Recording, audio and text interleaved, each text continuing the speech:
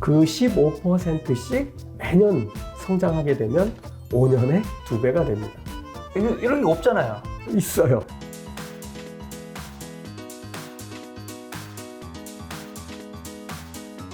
오늘 주제는 바로 돈의 비밀 편입니다. 돈을 모아야 된다고 얘기하셨는데 네. 지금 20, 30대가 수익률이 아닌 뭐 시간에 투자해야 된다고 그리고 최대한 빨리 종잣돈 1억을 만들어야 된다 이런 얘기 하시던데 네. 요거 한번 좀 풀어서 얘기해 주시면. 1억을 만들라는 얘기는 사실은 네. 우리가 10,000원 만들려고 하면은 10,000원은 만들 수 있는데 10,000원은 너무 쉽게 만들 수 있어요. 그렇죠. 근데 1억은 10,000원짜리가 10,000개나 모여야 되기 때문에 쉽진 않습니다. 하지만 단위가 1이에요. 이 뒤에가 억이긴 하지만 1입니다. 그리고 대부분 뭐 측정하는 단위가 이 1억 단위로 합니다. 예를 들어서 저 사람은 현금이 100억 원이나 있대, 부자야. 또는 저 사람은 1,000억짜리 건물을 가진 자산가야 라고 얘기할 때 단위들이 다 억입니다. 그래서 크진 않지만 첫 출발점인 1억 원을 한번 만들어 보시라는 거고요. 1억이 만들어지면 좀 성취감도 많이 올라오고 돈이 불어나는 속도가 커지고 그 1억이 예를 들어서 10%만 불어나도 1,000만 원씩 생기죠. 그렇죠. 네. 그래서 성취하는 기쁨이 같이 커집니다. 그래서 빨리 1억을 만들어야 되고 그 1억을 만들 때도 좋은 투자처를 찾아서 내가 버는 걸로 1억을 만드는 게 아니라 번 돈은 안전하고 빨리 벌 수 있는 곳으로 옮겨서 그렇게 해서 1억을 빨리 만들라는 그런 의미입니다.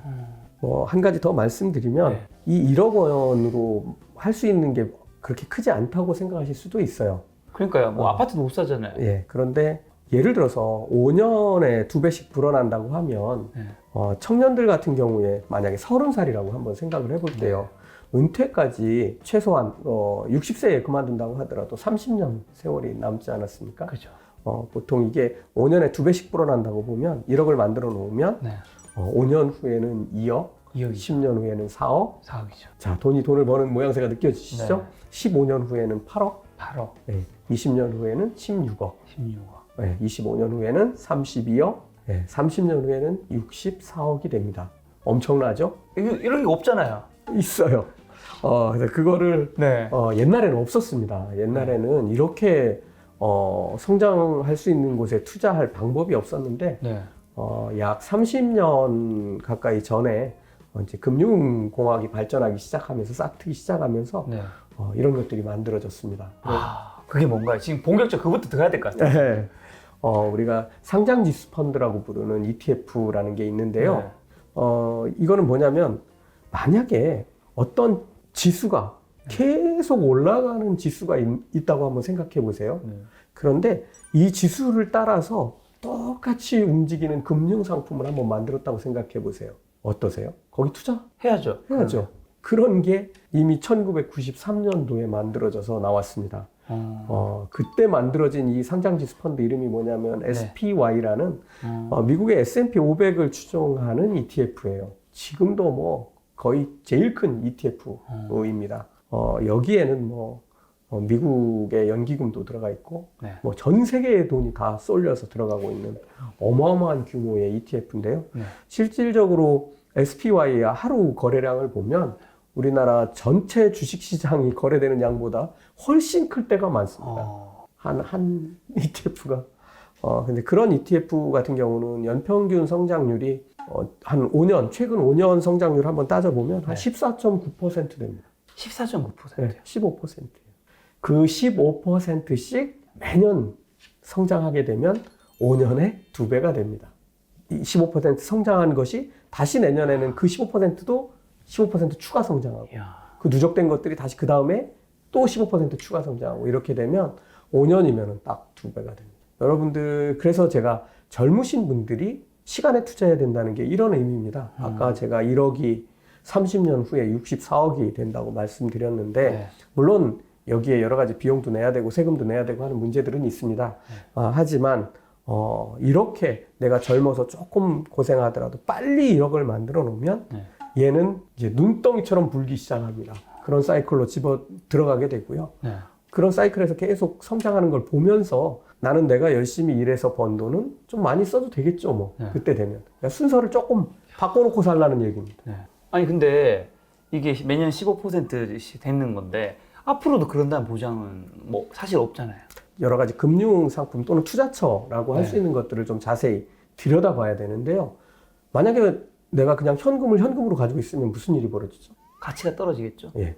그대로라고 하는 분들이 계시는데 절대 그대로 요즘 아닙니다. 세상 그대로라고 말하면 큰일인데. 네, 그대로 아닙니다. 왜냐하면 옛날에는 뭐 쌀한가마니가 얼마였고 뭐 이런 걸로 한번 어른들 한번 생각해 보시면 네. 정말 돈의 가치는 이제 순식간에 빠져버립니다. 그러니까 현금으로 가지고 있으면 손해. 이거를 은행에 넣어놔도 손해. 손해죠. 예, 뭐 이자 거의 안 주니까요. 네. 그래서 이런 거를 좀 수익이 나는 곳으로 옮겨야겠죠. 네. 그 중에서 넣을 때들은 많이 있는데 첫 번째가 이제 원자재 같은 것들이 있어요. 금. 네, 금 딱 떠오르시죠. 네. 올해 제일 많이 올랐잖아요. 많이 올랐을 때 연초 대비 25%까지 올랐습니다. 야. 엄청나게 올랐죠. 그런데 금은 거의 1000년간 네. 수익률이 연간 7%입니다. 거의 3년치를 넘어서 4년치에 육박할 뻔했어요. 지금은 조금 빠져서 이제 조정이 되고 있는데 어쨌든 제가 볼 때는 어떤 해는 많이 오르기도 하고 주가도 그렇고 다 그렇습니다. 그렇죠. 좀 덜 오르는 해도 있지만 결국은 평균 수익률을 따라가도록 돼 있습니다. 많이 오르면 그 다음에 덜 오릅니다. 그 다음에 조금 더 오를 수도 있어요. 그렇다면 세 번째 해 가면 정말 오르기 힘듭니다. 이렇게 되는 게 이제 보통 나타나는 우리 투자처들의 현상이고요. 원유 땐도 한번 생각해 보세요. 우리 3월달 뭐 지나오면서 뭐 원유 투자했다가 뭐 선물이 마이너스 엄청났죠. 네. 이렇게 투자하는 방법들이 있는데 그 중에 가장 안정적인 원자재가 금이고 네. 금은 제가 앞으로도 계속 7% 성장할 것 같아요. 네. 이게 뭐 생산량이 뭐 대단히 많이 늘지도 않고 우리가 아마 우주 개발해가지고 금광을 캐오지 않는 한 이것도 쉽지 않을 거라고 생각이 들고요. 그다음에 두 번째는 우리가 잘 아는 친한 투자처가 있습니다. 그게 부동산입니다. 그렇죠. 부동산은 뭐 거의 1000년이라고 그러는데 기록으로 확인할 수 있는 기간이 약 한 300년 정도 됩니다. 네. 300년 동안 연평균 10.2% 성장해 왔습니다. 그런데 우리나라 같은 경우는 뭐 이렇게 갭 투자 같은 걸 하면서 네. 내 투자 금액 대비 훨씬 더 높은 투자 그렇죠, 수익률을 얻었죠. 이게 이제 뭐 예를 들면 내가 10%만 투자해도 되는 곳에다가 투자를 하면 무슨 일이 벌어질지 한번 생각해 보세요. 예를 들어서 내가 10억짜리 집을 1억만 갖고 투자했는데 이 10억짜리 집이 10%가 오르면 1억이 오르죠. 네. 10억짜리 집이 11억이 됐는데 내가 투자한 돈을 생각해 보면 1억을 넣어서 1억을 버는 꼴이 되는 거예요. 100%는 100%. 네, 1년에 100%를 벌었죠. 이런 것 때문에 이제 부동산 수요가 끝도 없이 계속 왔어요. 하지만 부동산만 놓고 보면 1년에 10.2% 연평균 성장했다라는 걸 머릿속에 기억하시면 될 것 같고요. 네. 지금 그런 방법들을 이제 정부가 계속 막고 있어요. 막고 있죠. 또 그렇게 번 돈에 엄청난 세금을 또 매기고 있고 저는 이제 여기에 부동산에 한 가지 더 넣는다면 인구 리스크가 이제는 드러나기 시작할 때가 이제 서서히 오고 있습니다. 네. 저하고 비슷한 또래들, 그때 한 1970년대생들이 100만 명 정도 태어났고 가장 많은 인구가 태어난 해가 1971년에 102만 명입니다. 그런데 그로부터 10년이 후른 1980년에는 네. 86만 명이 태어나서 14%가 줄었습니다. 90년이 됐을 때는 1970년 대비해서 35%가 감소한 65만 명이 태어났고요. 그 다음에 2000년에는 속도는 좀 줄면서 63만 명 정도 좀 줄긴 했습니다. 그 다음에 2010년에는 급속도로 줄어들어서 47만 명이 태어났습니다. 네, 1970년 대비해서 거의 40년 만에 53%가 출생아가 줄어들었습니다. 작년 2019년에는 29만 명이 태어났고 올해는 27만 명 정도 될 거로 추산하고 있습니다. 올해를 기준으로 27만 명을 놓고 보면 50년 만에 출생아 수가 73%가 사라졌습니다. 2040년을 넘어가기 시작하면 이제 지금 태어난 친구들이 20살이 되잖아요. 노인만 가득하고 내 친구들은 찾아보기 어려운 상황이 온다고 보시면 됩니다. 완전 초고령화 사회를. 네, 이미 그런 사회로 들어간 지 우리는 오래됐습니다. 그렇죠. 예. 참 이런 게 좀 안타까운 현실인데 자 한번 생각해 보세요. 부동산은 그걸 살 사람이 있어야 돼. 공간에 투자하는 거잖아요. 부동산은 공간이잖아요. 내가 딛고 설 땅 아니면 내가 잠잘 공간에 투자하는 건데 그 공간에 들어갈 사람이 없다. 그리고 그 공간을 사기 위해서 누군가 돈을 내야 되는데 그 인구가 100만 명이던 시절이 지금인데 돈 많은 친구들이 100만 명이 지금 70년 전으로 된 사람들이 지금 돈 많이 가지고 부동산들을 사들이고 있는데 그 밑으로 가면 우리가 영끌 그러잖아요. 그렇죠.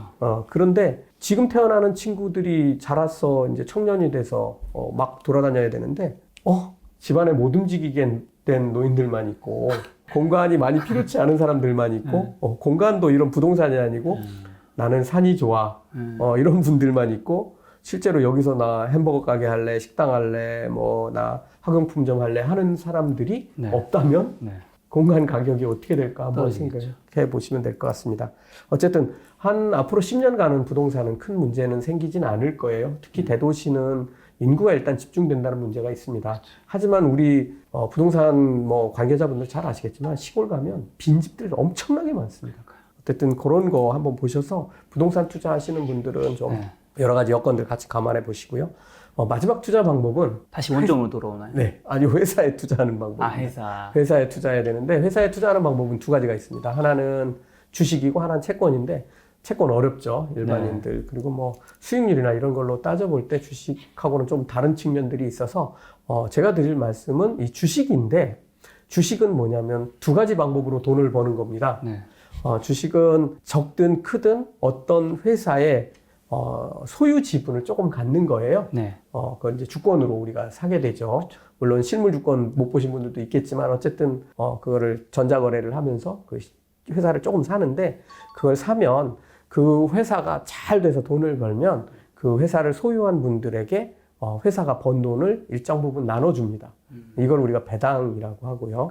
그렇게 해서 배당 소득을 얻을 수 있고 그렇게 회사가 잘 나가게 되면 이 회사의 지분은 유한하잖아요. 뭐 예를 들어 1억 주가 발행이 됐으면 뭐 몇 사람이 이렇게 나눠서 가지고 있다고 하면 나 저 회사 지분 사고 싶은데 너 살 때 1,000만 원 주고 샀으니까 나한테도 1,000만 원 주고 팔아. 그러면 안 팔죠. 네. 그래서 우리 회사 요즘에 너무 잘 나가 1,000만 원은 안 돼. 1,500만 원 줘. 그러면 내가 팔게. 그렇게 해서 거래가 됩니다. 그래서 주가가 오른다고 하죠. 이렇게 회사가 잘 나가면서 회사가 수익이 많아지면서 회사가 성장하고 그러면서 그 회사의 지분 가치가 올라가는 거를 이제 주가가 올라간다고 얘기하고요. 그렇게 해서 배당과 회사 지분 가치 올라가는 거 두 가지를 다 취하는 방법이 네. 주식에 투자하는 방법입니다. 그런데 가장 어려운 점이 뭐가 있겠습니까? 개별 기업의 리스크야. 예, 그렇죠. 그 회사가 정말 계속 잘 나갈지에 대한 확신이 없는 거예요. 없죠. 회사가 내가 지금 최소한 내가 이 주식을 가지고 있는 동안은 잘 나가야 되는데 그거에 대한 확신이 없는 거예요. 특히나 지금은 전 세계가 하나로 뭉쳐서 막 진흙탕 싸움을 해야 되는 지금 이제 그런 시기에 이미 들어간 지 수십 년 흘렀잖아요. 그렇죠. 그러다 보니까 이렇게 좁은 지역, 뭐 우리나라 또는 어떤 지역에서만 경쟁하는 게 아니라 전 세계를 상대로 경쟁을 해야 되기 때문에 그런 회사를 고른다는 게 쉽지도 않고 오늘 잘 나가는 회사가 내일 어떻게 될지 잘 모르는 거예요. 그런데 그럴 때 우리가 확실하게 보증을 받는 방법, 확실하진 않지만 어쨌든 보증을 받는 방법은 전 세계에서 가장 잘 나가는 회사들이 어디에 있는지를 보고 그 회사들이 모여있는 집단에다 투자를 하는 거예요. 그게 어딘데? 나라로 치면 미국이고요. 네. 미국으로 가면 정말 많은 회사들이 뭐 그 뉴욕 거래소라든가 또는 나스닥이라든가 뭐 이런 데들에 이제 다 상장이 돼 있습니다. 그 중에서 뭐 성장성이 높은 회사를 선택해도 되고 내가 앞으로 유망하리라고 생각되는 산업에 투자해도 되고 S&P 500처럼 그건 S&P 500은 스탠다드 앤 푸어스에서 그 지수를 산정하기 위해서 뽑은 500개 기업이라고 보시면 되고요. 이 500개 기업은 그냥 저는 이렇게 얘기합니다. 그냥 세계에서 제일 잘 나가는 회사 1등부터 500등. 거기에 가면 각 섹터별로 그러니까 산업별로 여러 기업들이 들어가 있어요. 그렇죠. 근데 그 중에서 제일 잘 나가는 애들 500개를 모아놨어요. 그러면 이 회사들에 투자하면 됩니다. 그런데 그 500개 개별 기업에다 투자하려니까 머리가 아픈 거예요. 그렇죠. 이름 들어본 회사 정말 많습니다. 저희처럼 이렇게 이제 뭐 기업에서 연구하고 공부하고 하는 사람들은 그 중에 뭐 절반 이상은 다 들어본 회사들이에요. 그런데 일반인들이 이 회사들을 구별하고 그 회사가 성장할지 판단해서 내가 거기에 투자한다? 불가능합니다. 여러분들 그 아이폰 만드는 애플 앞으로 성장할 것 같습니까? 여러분들 쓰고 계신 페이스북 앞으로 얼마나 성장할 것 같습니까? 모르죠. 모르죠. 모르죠. 그렇지만 애플 같은 회사의 주가라든가 또 그들이 만든 스마트폰 제품들 또 다른 여러 가지 제품들이 얼마나 많이 팔리고 있고 시장 평가가 어떻고 하는 것들은 우리가 눈으로 볼 수 있어요. 기사화돼서 나오니까요. 그런 회사들의 이제 그런 것들은 볼 수 있기 때문에 이 회사들이 모아져 있는 곳에 투자하면 우리는 수익률을 확실하게 보장받을 수 있죠. 네. 그래서 S&P 500 같은 지수가 어떻게 산정되는지를 한번 보는 거예요. 어떻게 생각해요? 쉽게 얘기하면 거기는 만약에 너 500등 아니야. 너 왜 이렇게 실적이 나빠? 그러면 빼서 버리고. 빠져요. 네. 그리고 잘하는 친구를 다시 해서 넣습니다. 야, 이거 고등학교 때 약간 성적 우등반 같은 느낌인데. 그렇죠. 근데 이게 좀 다른 문제가 1등부터 3등, 전교에서 1등부터 3등까지를 계속 뽑아가면서 얘들이 이제 공부를 계속 합니다. 이게 시장에서 경쟁하고 제품 만드는 거라고 생각을 해보세요. 한 학년 올라가는 게. 2020년에 1등부터 3등까지를 뽑아요. 얘들이 지금 1학년이라고 한번 생각해 보세요. 2학년이 됐어요. 그럼 1년 동안 공부를 했겠죠. 그렇게 해서 얘네들이 1등, 2등, 3등을 유지하고 있어요. 얘들을 계속 가져가요. 근데 어느 날 3등이 공부를 안 하고 몇 달 놀더니 한 5등 돼버렸어요. 그리고 새로 열심히 공부한 친구가 3등으로 딱 올라왔어요. 그럴 때 얘는 새로 올라온 3등을 딱 가져갑니다. 이렇게 가져가는 게 S&P 500입니다. 그런데 이런 거를 우리나라도 그렇게 하면 되지 않을까 하는데 이렇게 한번 생각해 보세요. 전교에서 1000명인데 500등부터 600등까지를 한번 가져간다고 생각을 해보세요. 600등 밑으로 떨어지는 애는 버리고 다시 600등을 하는 애를 올리고 그럴 때 이 전체 평균이 정말 올라갈 수 있을까요? 안 되겠죠. 네. 하지만 S&P 500 같은 경우는 1, 2, 3등이기 때문에 얘네들 셋이 경쟁에 가면 계속 올라갑니다. 그리고 못하면 버려요. 그러니까 주가 S&P 500의 지수는 어떻게 되느냐면 계속 얘들이 성장하는 만큼 올라갈 수밖에 없어요. 1학년 때 공부한 만큼이 2020년, 2학년 때 공부 잘하는 만큼이 2021년, 2022년이 되면 또 1년 동안 공부한 만큼 또 성장한 만큼이 2022년의 주가가 되는 겁니다. 그보다 1, 2, 3등보다 더 잘 나가는 애가 또 들어올 테니까 또 더 잘 나가는 애 들어오고. 예, 그렇습니다. 공부 못하면 계속 집에 보내고 잘하는 애들로 계속 바꿔놓는 거죠. 이렇게 500개를 모아놓은 애들을 S&P 500이라고 보시면 되고요. 아까 말씀드린 대로 얘네들의 성적 그래프, 그러니까 얘들이 알고 있는 지식의 총량을 그래프로 나타냈더니 S&P 500 그래프처럼 우상향으로 계속 올라가는 겁니다. 어떤 때는 환경이 좋아요. 옆에서 뭐 이렇게 장난하는 친구도 없고 뭐 그럴 때는 공부를 다 열심히 하겠죠. 그래서 성적이 싹 올라갑니다. 경제 환경이 좋을 때 얘네들 성적이 싹 올라갑니다. 하지만 뭐 코로나 같은 이런 위기가 딱 오면 또 주춤주춤하고 빠지기도 하고 그러죠. 얘들도 막 와가지고서 야 축구 한 판 할래? 나 공부해야 돼. 한 시간만 나가자. 끌고 나가고 그러면 애들이 공부할 시간을 놓치는 것처럼 경제 환경이 좋지 못하면 얘네들도 성장하는 게 또 한계에 부닥치기도 합니다. 하지만 아까 말씀드린 대로 거의 100년 가까운 시간에 연평균 성장률이 10.2%.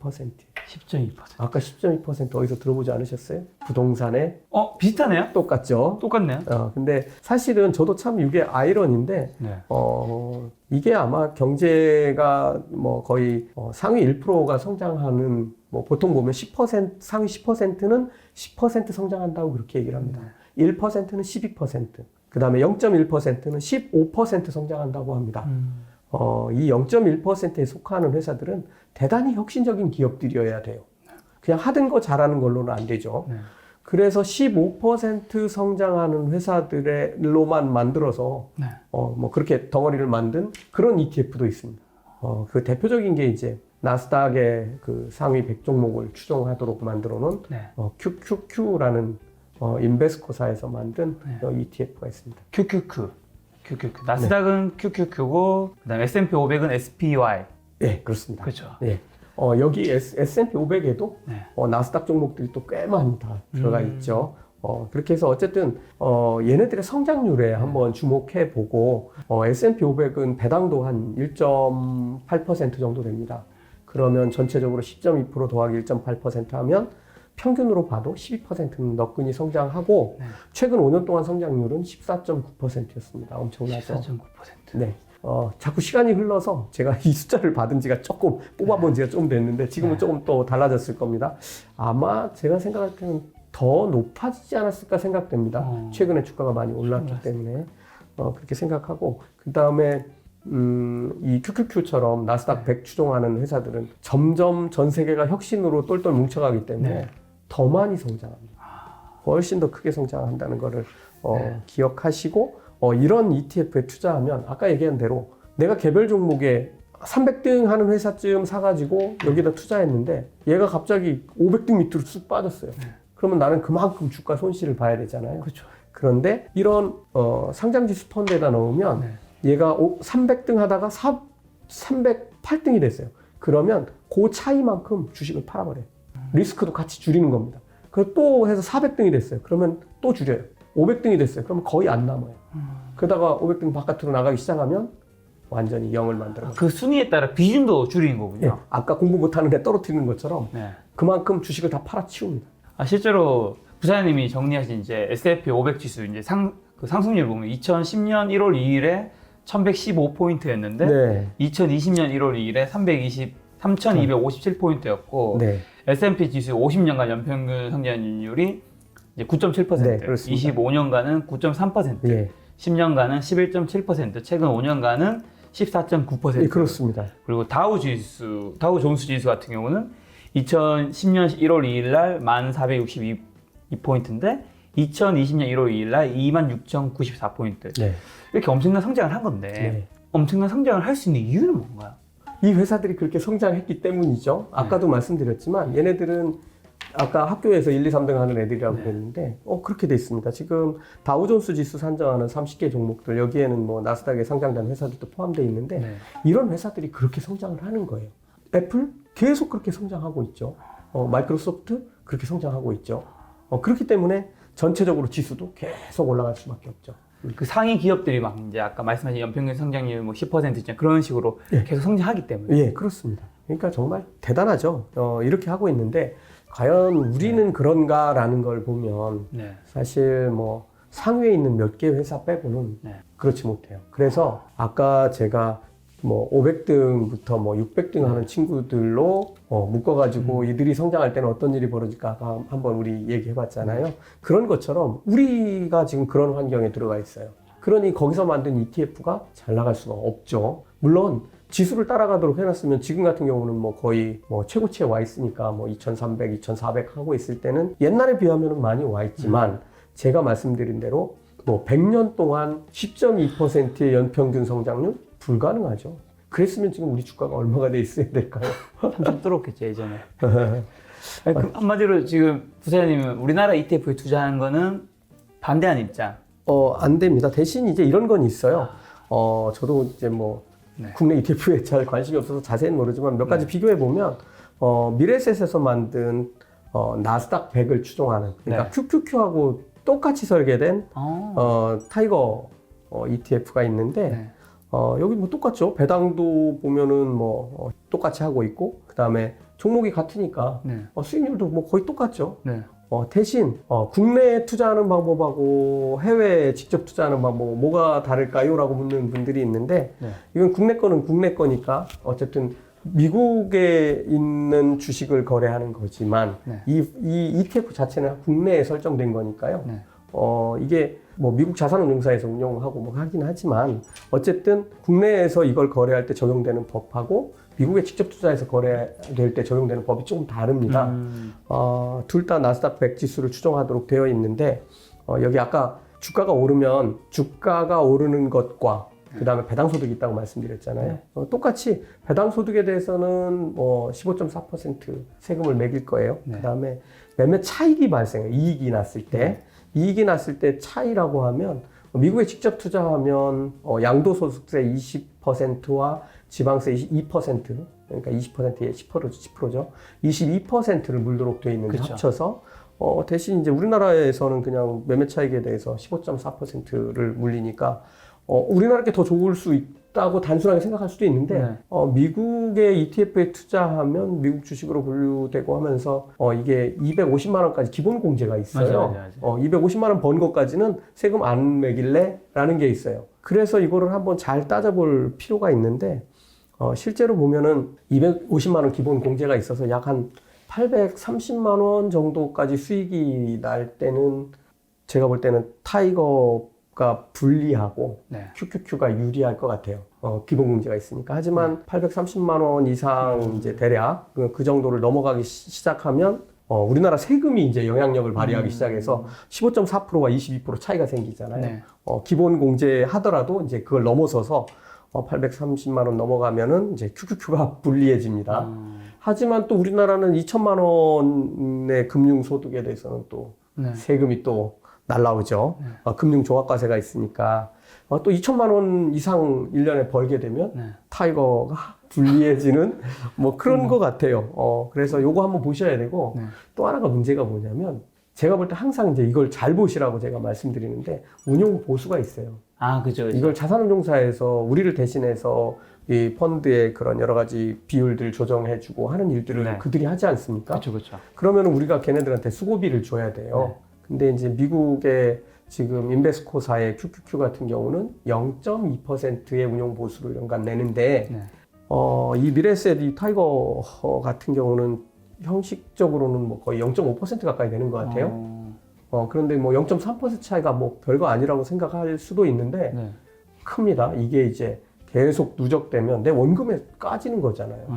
내 원금이 계속 커지는 데 들어가야 되는데 네. 운용 보수 차이로 인해서 이게 뭐 0.3%나 차이 난다는 건 아마 큰 차이를 만들 수도 있습니다. 그래서 운용 보수까지 감안을 해서 한번 따져보면 네. 제가 아까 뭐 약 830만 원 조금 넘는 그 돈을 기준으로 했을 때는 앞쪽은 QQQ가 적은 돈은 QQQ가 낮고 네. 2천만 원까지 중간을 놓고 보면은 뭐 QQQ가 불리하고 네. 그다음에 2천만 원이 넘어가면 QQQ가 더 낮다 뭐 이렇게 말씀을 드렸는데 여기에 또 하나 작용하는 게 이제 운용 보수가 있으니까 이런 펀드 국내에 설정된 거 보시면 네. 가셔가지고 운용 보수 잘 들여다 보시는 게 좋을 것 같습니다. 어쨌든 앞단 말씀드린 것만 요약을 하면 800만 원까지는 833만 원? 네, 833만 원까지는 QQQ가 유리하고 네. 843만 원부터 2천만 원까지는 이제 타이거 네. 미래자산운용에서 나스닥 100 추정하는 게 유리하고 네. 그다음 다시 2천만 원 넘는 데부터는 QQQ가 유리한데 운용 보수까지 감안하면 이것도 조금 달라질 수 있다. 네. 어쨌든 뭐 둘 다 나스닥 100을 추정하는 거니까 둘 다 나쁜 투자처는 아니겠네요. 그렇습니다. 수익률이나 이런 거 보면 거의 똑같이 움직일 수밖에 네. 없죠.